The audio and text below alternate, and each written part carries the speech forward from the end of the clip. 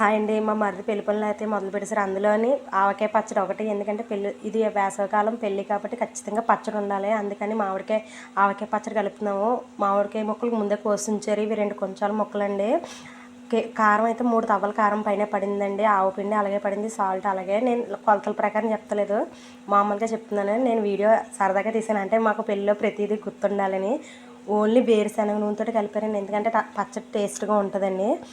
తర్వాత ఈవినింగ్ ఉల్లావకాయ కలిపారండి. దాన్ని మాగాయ అని కూడా అంటారు. ముక్కలే ఉదయం కోసి ఎండలో పెట్టేశారు, ఈవినింగ్ కలిపారు ఉల్లావకాయ. చాలా టేస్టీగా ఉంది. కలుపుతుంటే ఉదయం కలిపింది, మధ్యాహ్నం కలిపింది, కలుపుతుంటేనే నోరు ఊడిపోయేదండి. ఎప్పుడు తింటామని.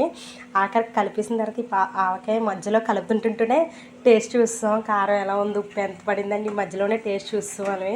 లాస్ట్లో పచ్చడి అంతా కలిపేసిన తర్వాత అది ఒక దాంట్లో తీసిన తర్వాత అందులో అన్నం కలిపేసుకొని తినేసాం. సూపర్ ఉందండి. పచ్చడి కూడా మంచి టేస్ట్ వచ్చింది. అందులో పెళ్ళిలో అనగానే టేస్ట్ మాత్రం మామూలుగా రాదు. వేరుశనగతో కలిపిన దాని వల్ల మరీ ఎక్కువ టేస్ట్గా ఉంది. ఒక్కొక్కరికి ఒక ముద్ద వచ్చింది. చాలా ఇంట్రెస్ట్గా